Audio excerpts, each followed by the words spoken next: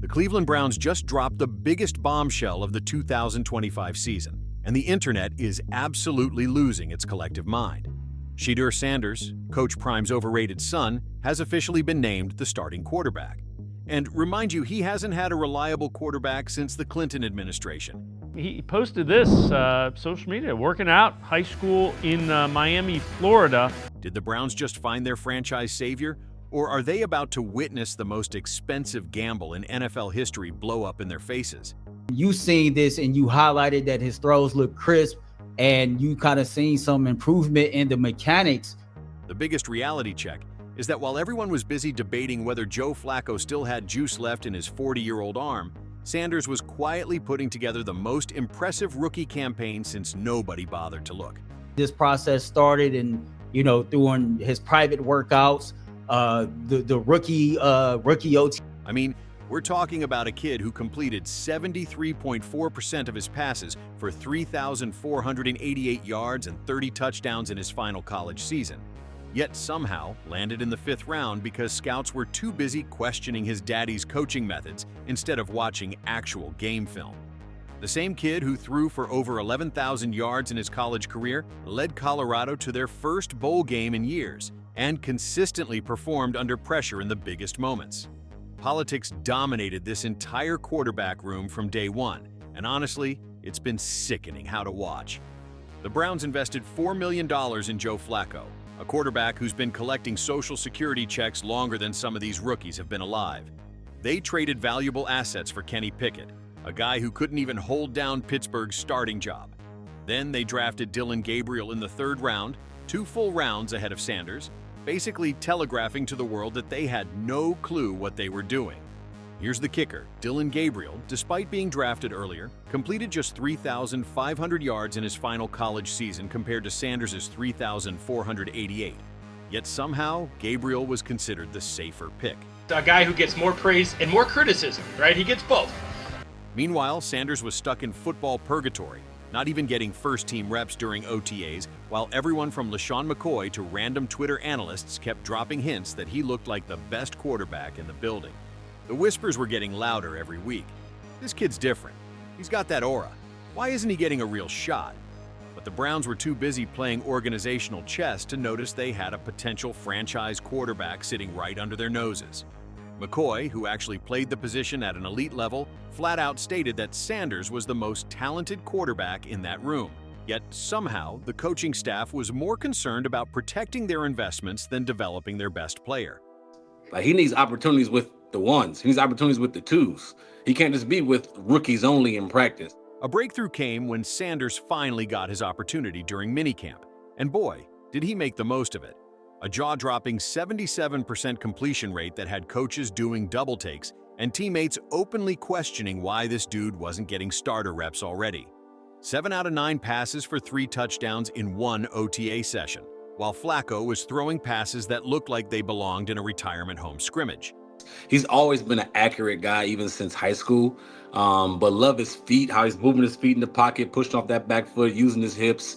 But here's what really separated Sanders from the pack, which is his command of the huddle, his pre-snap reads, and his ability to make adjustments on the fly that typically take veteran quarterbacks years to develop. Tommy Rees, the offensive coordinator, went from cautiously optimistic to genuinely excited about the possibilities Sanders brought to their offensive scheme. I never seen Dillon Gabriel ranked in the top 100, top 25. Shedeur Sanders probably should have been a 2nd-round pick. Elevation followed immediately after, with Sanders leapfrogging Dillon Gabriel to claim 2nd-team reps faster than you could say nepotism narrative. The kid wasn't just completing passes, he was threading needles, showing pocket presence, and displaying the kind of football IQ that makes you wonder if the other 31 teams need to fire their entire scouting departments.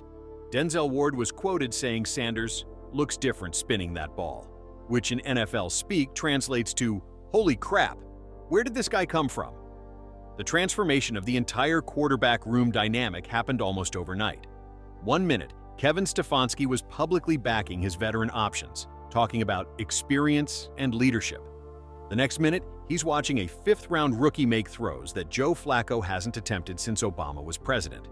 The coaching staff went from treating Sanders like a developmental project to realizing they might have accidentally stumbled into their franchise quarterback solution.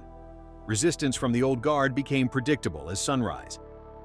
ESPN's Matt Miller immediately started floating theories about the Browns ditching both rookies for Clemson's Cade Klubnik in next year's draft, calling Sanders and Gabriel wasted picks.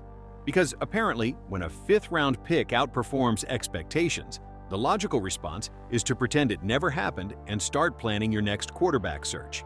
Daryl Corbett definitely does a really good job trying to get him on the show to talk ball. But man, listen, Shedeur we talked about it, Earl. He's talented. Innovation in Sanders' approach to the position has been quietly revolutionary. While everyone was focused on his footwork improvements with trainer Daryl Colbert, and yes, those improvements have been significant, they missed the bigger picture. This kid has been studying film like he's preparing for the bar exam, recording training sessions, analyzing every movement, and basically treating his NFL preparation like it's a doctoral thesis on quarterback excellence. During one rain-soaked practice session, Sanders completed every single pass attempt, showing the kind of focus and precision that separates good quarterbacks from great ones. What do you expect from him going forward? Well, I think he's going to win the job. I know it's just a little kid. Momentum shifted completely when respected voices started backing Sanders publicly. Herm Edwards, who's known the Sanders family since Shedeur was in diapers, came out swinging with his endorsement, stating that Sanders has won it all and possesses the experience and tools needed to succeed at the highest level. Former NFL players started dropping not-so-subtle hints about Sanders' superior tools compared to the competition. Even James Jones jumped on the bandwagon, suggesting fans should start ordering those number 12 jerseys now.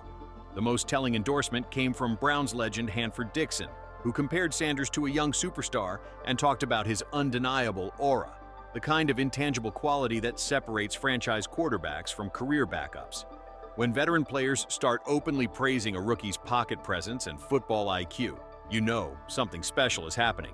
He has everything you want in a quarterback, from the swagger, the confidence, the accuracy, the whole nine. Validation arrived in the form of actual game performance metrics that nobody could argue with. Sanders wasn't just looking good in practice. He was putting up numbers that made the veteran quarterbacks look like they were playing a completely different sport.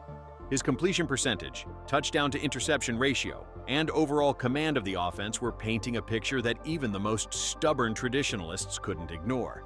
When he came, when you decided to draft him, you knew what you were going to get, and they didn't want all that attention. The strategy behind the Browns' decision makes perfect sense when you strip away all the noise and politics. Deshaun Watson's Achilles injury basically handed them a golden opportunity to see what they really have in their rookie quarterbacks without the pressure of derailing a supposed franchise player's development. Starting a 40-year-old Flacco in 2025 would be like bringing a flip phone to a smartphone convention, technically functional, but completely missing the point. The Browns realized they had a unique situation where they could evaluate Sanders without the typical pressure that comes with benching a high-priced veteran. The revelation that Sanders was actually the best fit for Cleveland's offensive scheme all along has been the most satisfying "I told you so" moment of the entire saga. While everyone was busy projecting him to Pittsburgh or other destinations, the Browns quietly had the perfect system for his skill set. Their offensive coordinator, Tommy Rees, has been practically salivating at the possibilities Sanders brings to their passing game. The scheme emphasizes quick reads, accurate throws, and the ability to layer passes over defenders, essentially everything Sanders excelled at during his college career.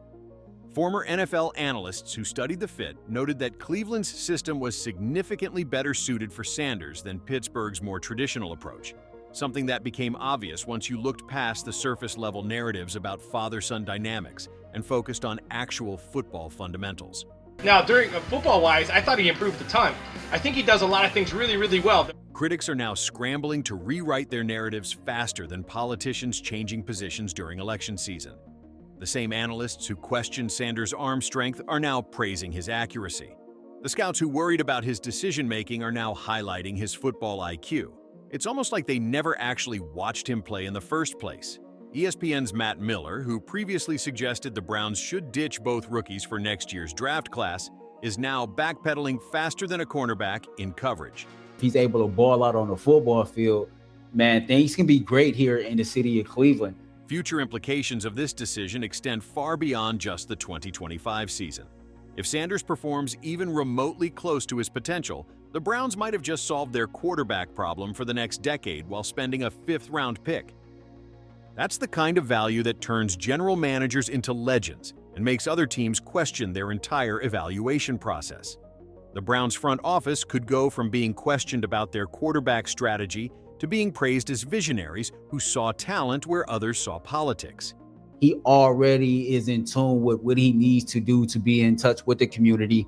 Vindication for Sanders feels like watching a masterclass in why talent eventually rises to the top, regardless of politics or preconceived notions. Sanders didn't just earn this starting job. Instead, he took it by force, one perfectly placed throw at a time. The Browns didn't just find their quarterback. They discovered that sometimes the best decisions are the ones that ignore conventional wisdom and trust what your eyes are telling you. Look, the haters can rage all they want, but Shedeur Sanders is about to prove that being underestimated might just be the best motivation a quarterback can have. Cleveland Browns fans, your long nightmare at the quarterback position might finally be over. The rest of the NFL should probably start taking notes, because this fifth-round reach is about to teach everyone a lesson in talent evaluation that they won't soon forget.